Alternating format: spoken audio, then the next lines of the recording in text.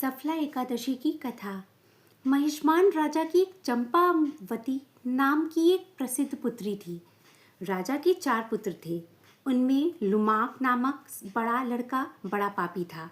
पर स्त्रीगामी, जुआरी और वैश्यगामी उस पापी ने पिता का सब धन नष्ट कर दिया। नित्य बुरे आचरण में लगा रहता था। देवता, ब्राह्मण और वैष्णवों की निंदा किया करता था। राजा ने पुत्र की ऐसी दशा देख करके उसको राज्य से निकाल दिया।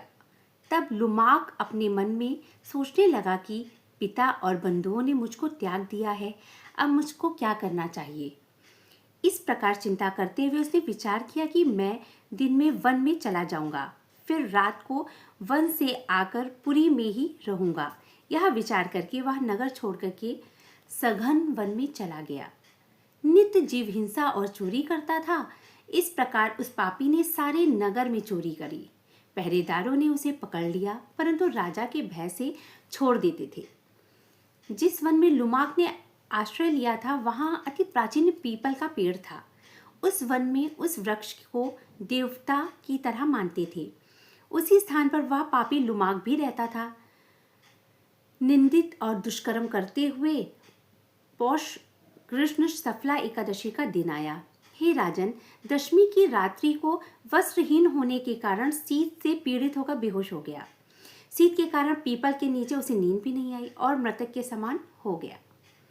दांतों को कटकटाते हुए रात बीती और सूर्योदय होने पर भी उसको होश नहीं आया। सफला एकादशी का दिन लुमाक बेहोश पड़ा रहा। जब मध्याह्न हुआ तब उसको होश आया। चैतन्य होने पर थोड़ी देर पीछे वह अपने आसन से उठा। वह पग पग पर गिरता लड़खड़ाता रहा। वह भूख प्यास से पीड़ित होकर वन में गया। उस दुष्ट लुमाक को जीव हिंसा की शक्ति नहीं रही। जो फल भूमि पर पड़े हुए थे उनको उसने उठा लिया। जब तक वह आया सूर्य अस्त हो गया। हे तात, अब क्या होगा, ऐसा कहकर दुखी होकर विलाप करने लगा। वे सब फल पेड़ के नीचे रख दिए। वह लुमाक बोला, इन फलों से भगवान हरि प्रसन्न हो जाएंगे। वह वहीं बैठ गया। रात में उसको नींद नहीं आई, इससे उसका जागरण हो गया।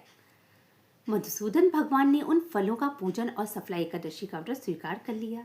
इस व्रत के प्रभाव से उसको राज्य मिल गया। हे राजन, पुण्य का अंकुर उदय होने से लुमाक को राज्य कैसे मिला सो सुनो। सूर्य के उदय होने पर एक दिव्य घोड़ा आया। दिव्य वस्तुओं से युक्त वह घोड़ा लुमाक के पास खड़ा हो गया। उसी समय आकाशवाणी हुई, हे राजन पुत्र, वासुदेव की कृपा से और सफला के प्रभाव से अपने निष्कंटक राज्य को ग्रहण करो। बहुत अच्छा कहकर उसे स्वीकार करो। और वह दिव्य रूप हो गया। कृष्ण भगवान में परम भक्त हो गया। सुंदर आभूषणों को धारण करके पिता को नमस्कार करके घर में ही रहने लगा। उस वैष्णव पुत्र को पिता ने निष्कांटक राज्य दे दिया। उसने बहुत वर्षों तक राज्य किया। प्रत्येक एकादशी के दिन वो भक्ति में लीन रहने लगा। भगवान की कृपा से सुंदर पुत्र हुआ। फिर वृद्धावस्था प्राप्त होने पर पुत्र को राजगद्दी दे करके मन को स्थिर करके विष्णु भगवान की भक्ति में तत्पर होकर वन को चला गया। इस प्रकार अपनी आत्मा को वश में करके बैकुंठ लोक में गया।